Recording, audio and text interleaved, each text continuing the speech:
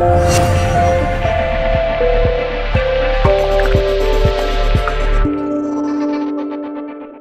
invite Jackie and Radhika. Great. Please.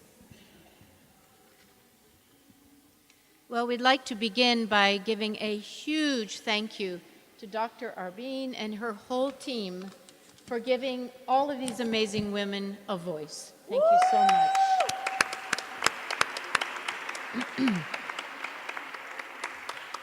So imagine it's 2002. I am in India for my first trip there.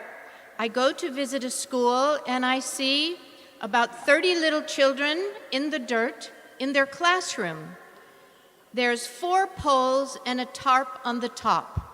And they're playing, singing games and hand games, and they're having a wonderful time.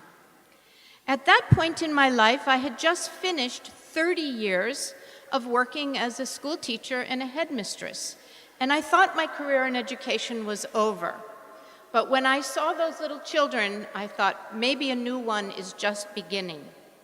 Since that time, we have turned that little school into a school that goes through high school with 1,000 students, and we have established numerous other campuses around the city of Hyderabad. In fact, as those children matured through the grades, we had students who graduated with very good scores, and we said, well, what do we do? So we started a scholarship program, and as of today, we have 9 young people who have graduated from university and are currently working as civil and software engineers in very great companies in Hyderabad. And we have another 25 students who are in the pipeline to graduate. So as we have added schools and we've added grades, we've added programs. In my early career, I was a kindergarten teacher.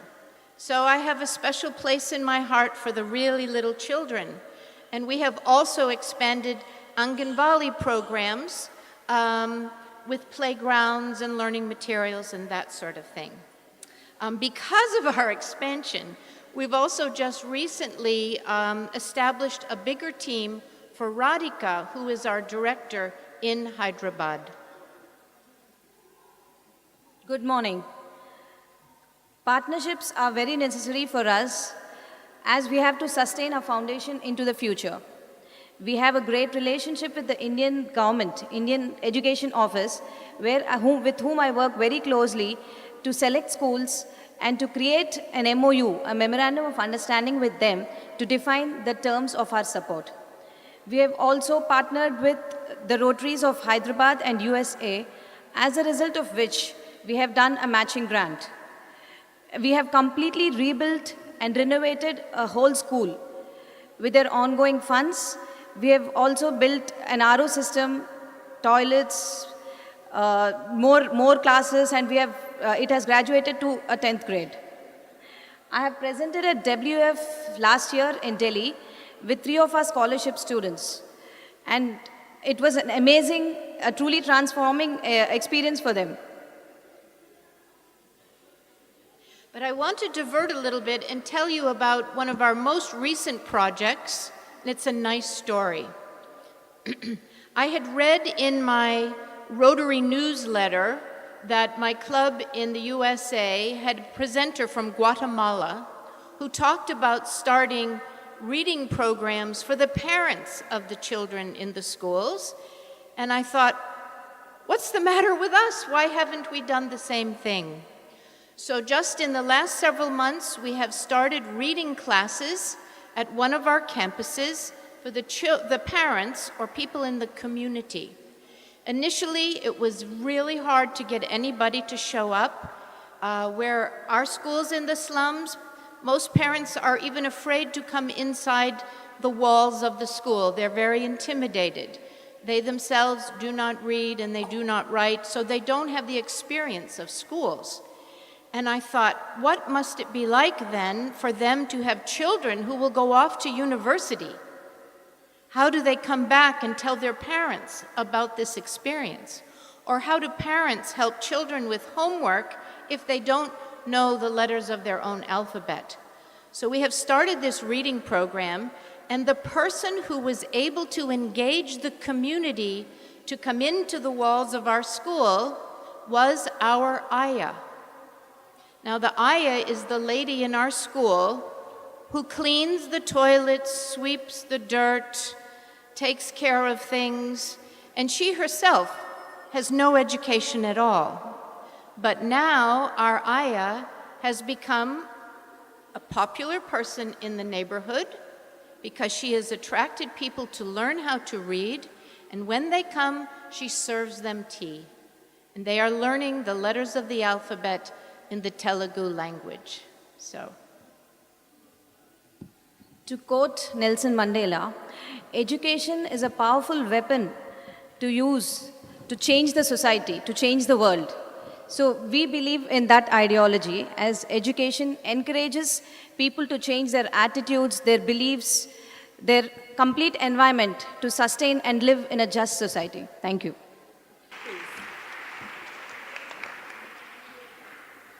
Good morning, everybody. I will start by congratulating the organizers for this great event, and by thanking to the Portuguese people. I felt so welcome. So people are so warm, so open. I really feel great, and I'm wondering how I lived on this earth until now without knowing Portugal. Thank you.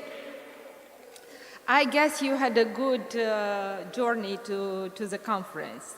I know I did.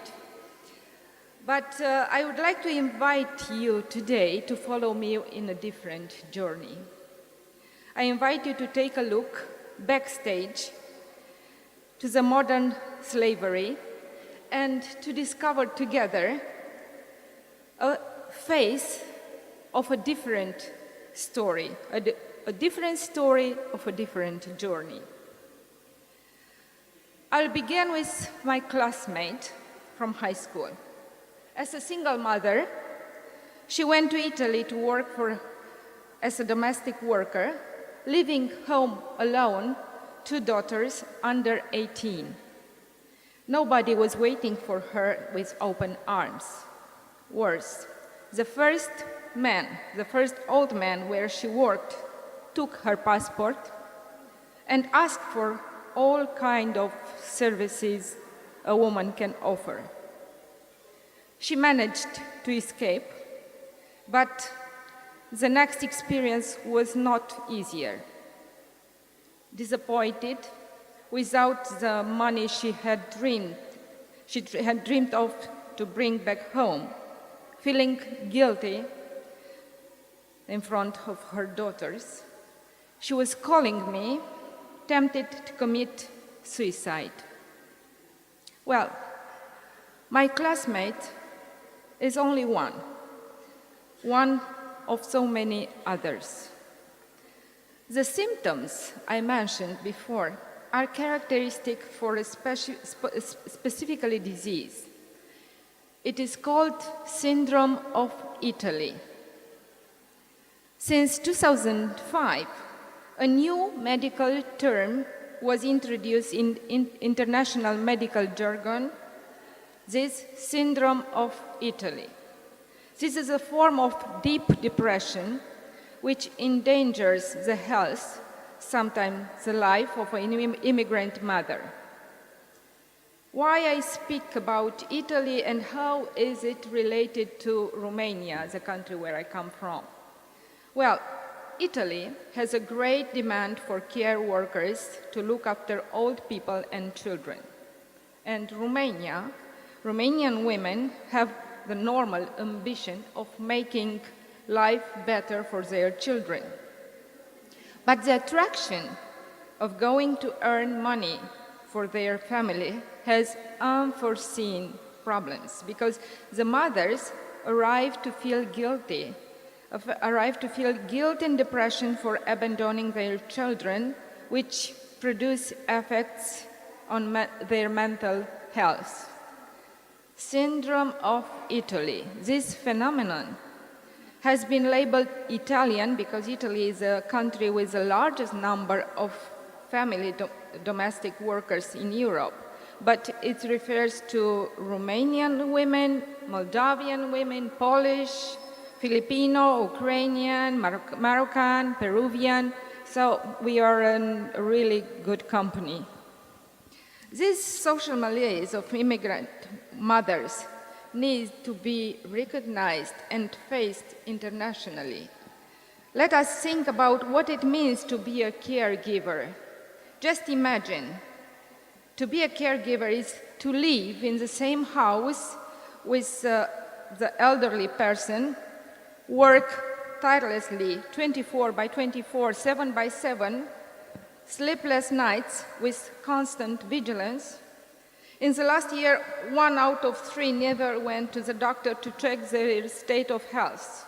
Moreover, and very heavy, it is impossible to bring along children to these jobs.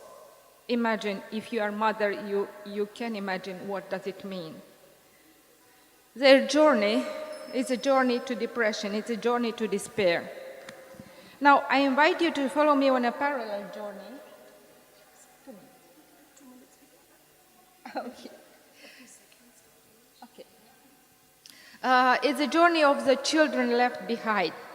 They are called the white orphans, or the orphans of globalization. The children left alone in their country of origin because their parents have gone to work abroad. Many times they arrive to feel depressed. They feel abandoned. The white orphans could be considered as a global phenomenon. There are 58 million in China. There are 9 million in Philippines, where they arrive to commit suicide because they feel guilt because their parents go to work abroad and tell them, we go there to make a better future for you.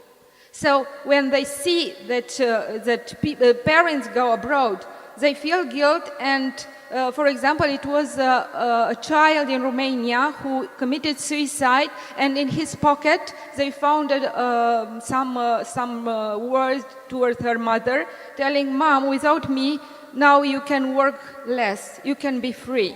It is killing. In Romania, the media speak about 50 cases of children committing suicide every year. I came today to bring attention on this global phenomenon because there are about, if we talk about modern day slavery, when we talk about slavery, we think about the past, but you have to think that today in the world there are more slavery than ever in the history. There are about 40 million of people victims of modern slavery, 25 million in forced labor, and about 15 million in forced marriage.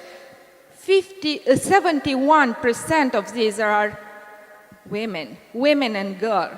So I bring your attention on this topic. I want to create awareness, to think about, and if we talk about development, if we talk about economy, we don't have to allow women to be used as modern slavery. Albert Camus was telling that freedom is a chance for people to show that they are becoming a better persons. So I invite you to become better persons and to create awareness in your around you. Thank you, Aurora. Appreciate it. Thank you. Thank you for taking us on that journey of awareness. We didn't know. Thank you. We appreciate you doing the work that you do. I invite the ever eloquent, the ever elegant Maggie Webber.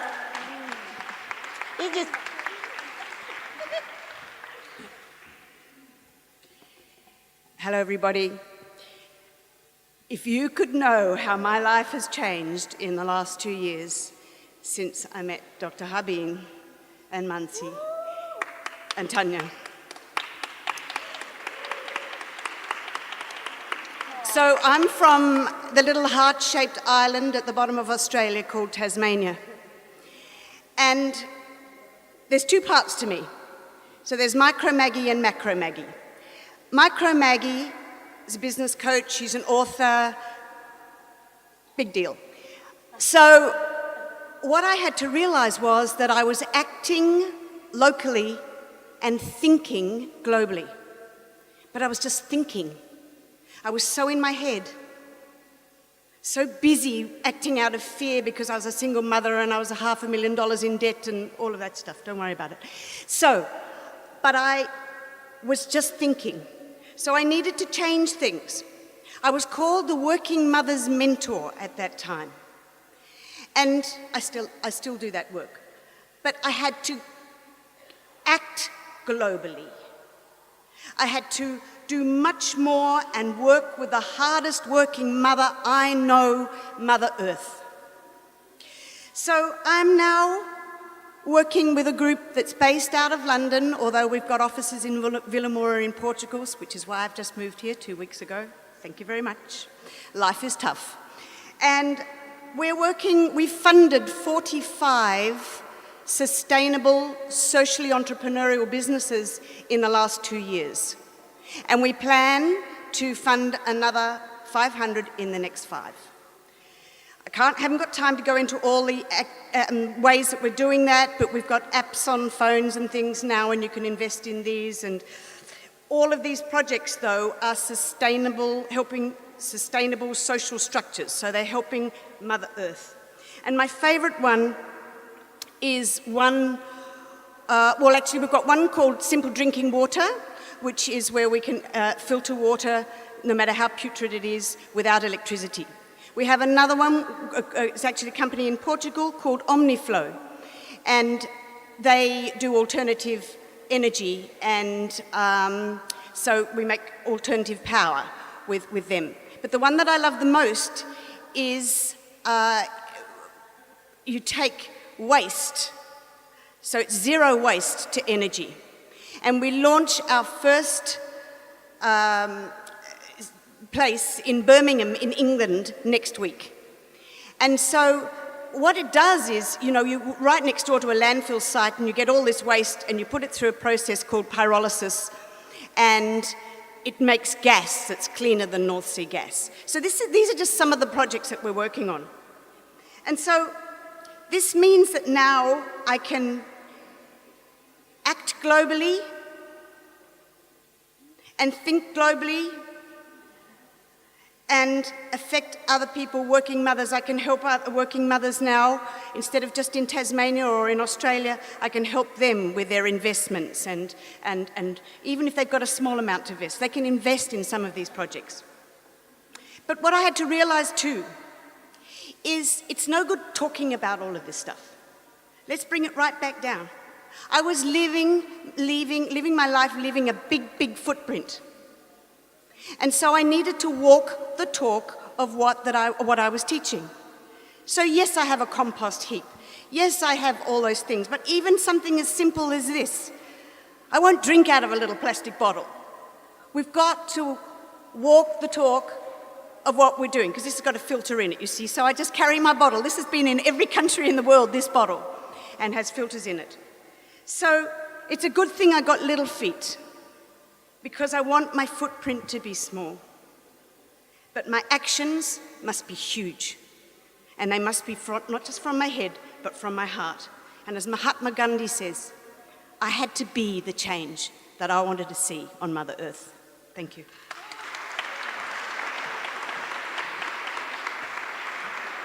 Thank you, Maggie. Be the change you wish to see in the world. Thank you. Thanks for leaving us with that profundity. I invite Stephen Bowman. Welcome from Conscious Governance Australia as well. I can look after it. Hi, everyone. What I want to do is to change the subject a little bit about sustainable social structures. My wife and I, Chutissa, many of you met her yesterday, we've been married 43 years. We travel the world working with boards and chief executives of local and global organisations. Each one of them is trying to create a sustainable social structure in their own way. But what we've found is the element that creates true sustainability is who the leaders choose to be, not the organisation. And so one of the things that we've found is choosing to be a benevolent capitalist. Two words that you will never hear together unless we're talking about it. Benevolent capitalism is about benevolence, which is wishing well for all. Capitalism is the organic growth. Wishing well for all while creating organic growth. And it starts with each one of us. We are the leaders. So what I wanted to do is very briefly go through the 8 core elements of benevolent capitalism. Don't try and remember them. One of them will ping for you. I have no idea which one. And from that, if we understand and we are willing to be that ourselves, then we can be the change that the world requires. Let's not wait for social systems to catch up. Let's actually be the social system in everything that we do. Because every choice that we make creates the future. And if we understand that every choice we make creates the future, then just maybe we'll be a little more willing to look at the choices that we are making. So, the first element, wishing well for all. That includes yourself. Too many times we see people wishing well for all, but it's always about the other people, those less fortunate. Let's start with us first. Wishing well for all includes ourselves. What that means is how you choose to be. There is no definition. Second one, no damage. What does no damage look like in this instance? It is going to be different every single time you make a choice. So what would no damage look like in this? Building long-term sustainable futures. The choice we make today is not just for tomorrow, it's for 500 years from now. Be aware of the energy of that so that when you're making those choices, ask yourself, will this create change now, 50 years, 500 years? And that's the energy that will help you make the choices that actually need to be made. A world of possibilities, not problems. Please, if you get nothing else, this is the one. If you are willing to see possibilities in everything rather than problems, you will start to look at global warming from a different space. You'll start to look at sustainability. You'll start to look at minimalisation from a totally different space. What are the possibilities being created here rather than let's fix a problem? A problem is a judgment. A possibility has no judgment attached to it. It's just a possibility. Stewardship of and with the planet. We are the stewards. Now, what does that mean? I don't know, but you do. What does that look like in your own world? What does that look like in your day job? What does the stewardship of the planet look like? One small choice at a time. Maximising possibility and profit, they go hand in hand. Can you create greater change in the world with having money or not having money? Just a thought. There's an infinite supply of money out there. The only reason that you don't have access to more is your point of view about what it is or what it isn't. Maximising possibility and profit. Taking environmental awareness, a true understanding of environmental awareness, taking out all the judgment, what does that look like? And then lastly, acting benevolent. Don't talk about it, be it. Thank you. Thank you, Stephen. Thank you for driving home that message that we are our choices. Appreciate that. Actions for futures. Are you a pragmatic futurist? Question for everyone. Yes, question for everyone. Homework. Another piece of homework. Thank you, Stephen. I invite Goreti to enlighten us about the work she does in the educational space. Please welcome her.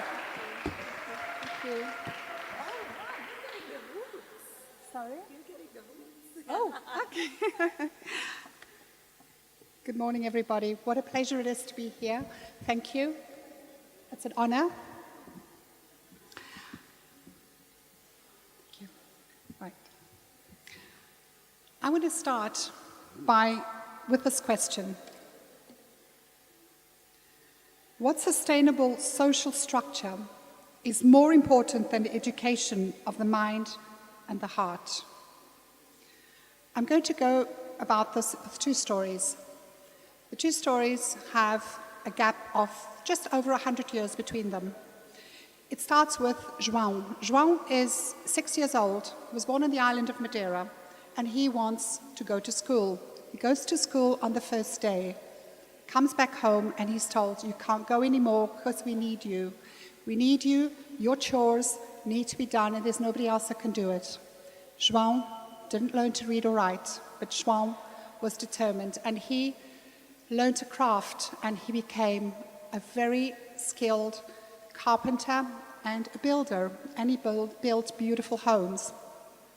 To this day, you go to Madeira and you will find Casa das Queimadas, which is a beautiful home made of wood, a beautiful woodwork.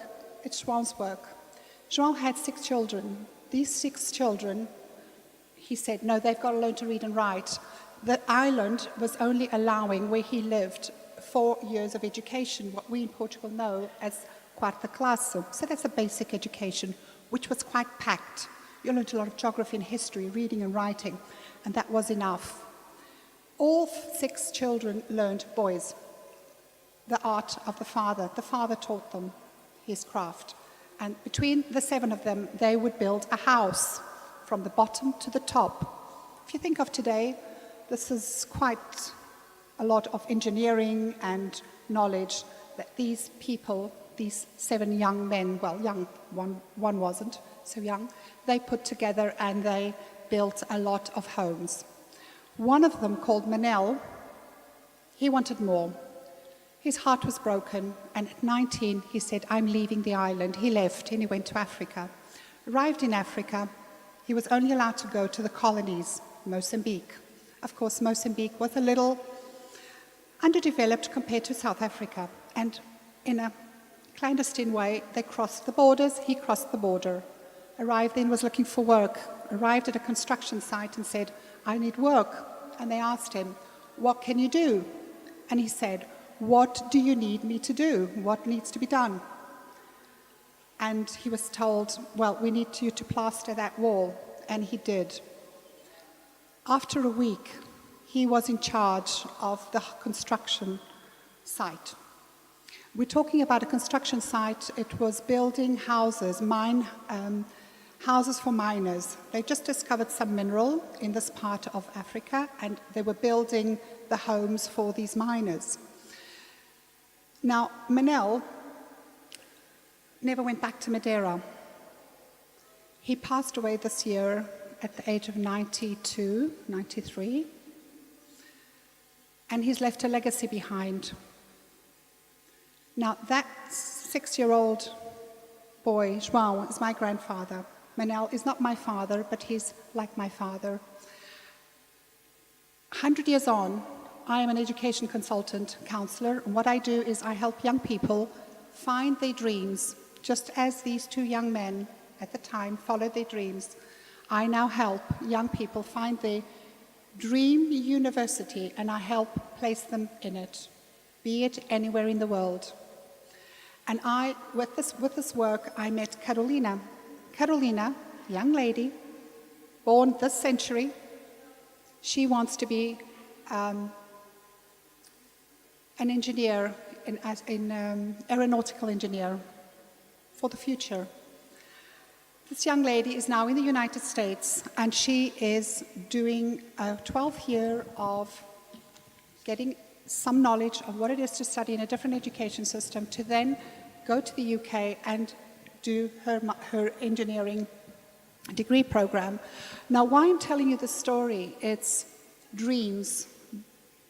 100 years ago, people had dreams, they followed them, and in the system, social structure that was there in place, they followed it, and they did what they needed to do. Carolina is also doing what she needs to do, also following her dream, and this is a young lady, and I'm sure we're going to hear a lot about her. Now, I don't know if a bell has rang yet. It has. Can I just close off with one last sentence, the same one I opened? And I'll read it, just not to get it wrong. What sustainable social structure is more important than the education of the mind and the heart, and then connecting it? This is what we need to do. Thank you very much. Thank you, Goreti. Thank you. In India, we'd call you a sutradhara, a connecting thread. Sutradhara. Yes, thank you. And thank you for weaving the beautiful stories and sort of giving them a current point of reference. Beautiful. Thank you, Goreti. Thank you. I invite our last lovely speaker for this panel. I welcome Olivia Joseph-Aluko from the UK. Let's welcome her.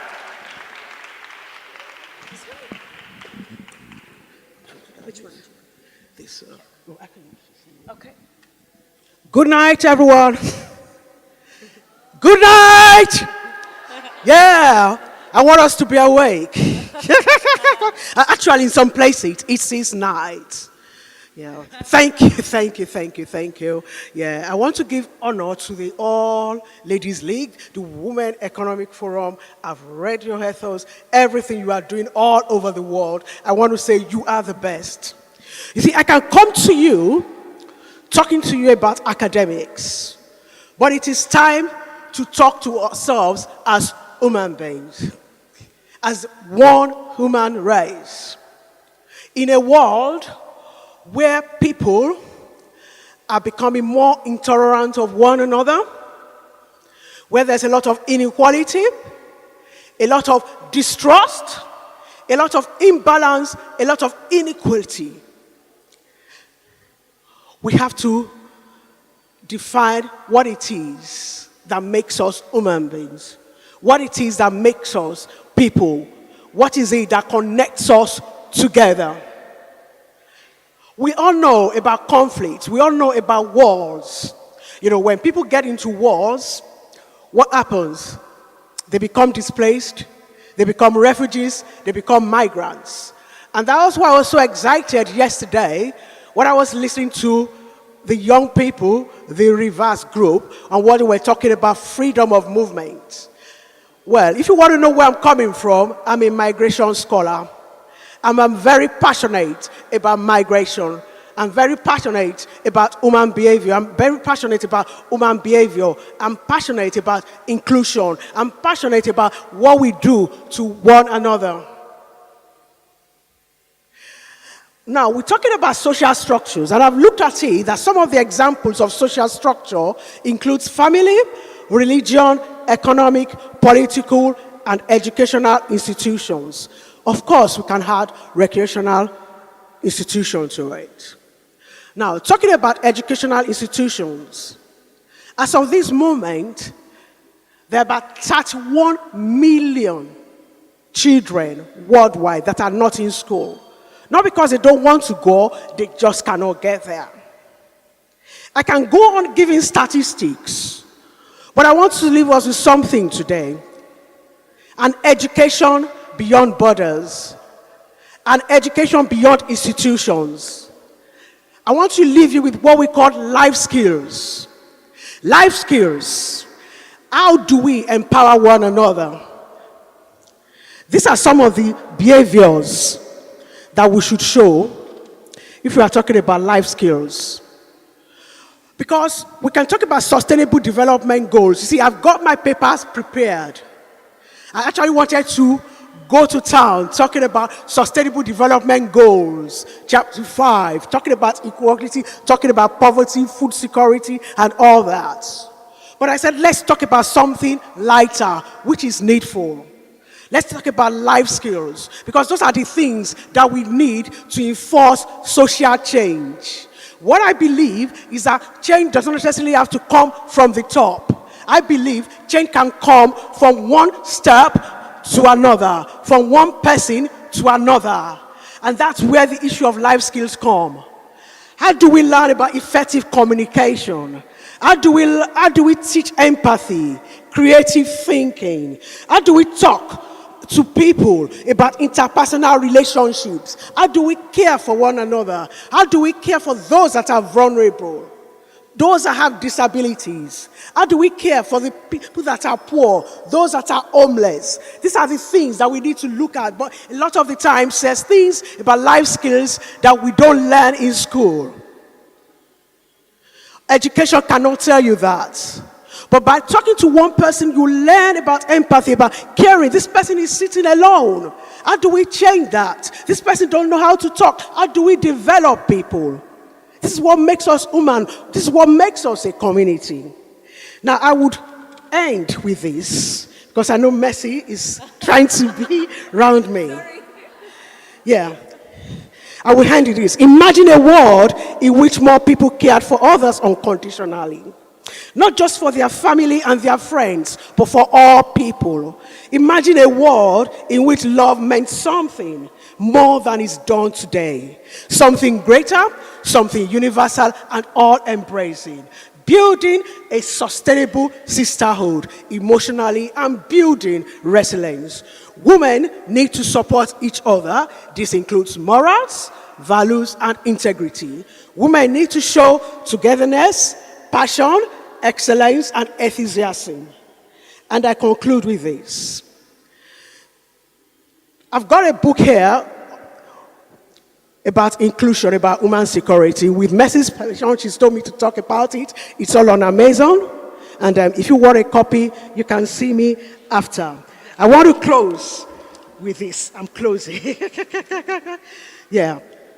Still talking about love. You know, I love what we had yesterday. You know, when we had the gala, we danced around, we walked around. You know, we carry that caravan of love. There's an old song which says, every woman, every man, if you know him, join the caravan of love. Stand up, stand up, stand up. Everybody take a stand. Join the caravan of love.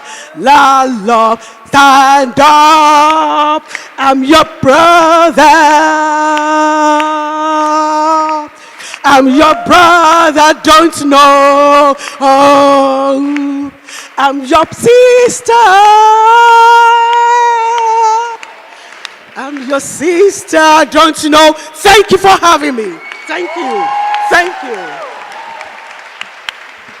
Thank you, Olivia. Thank you so much.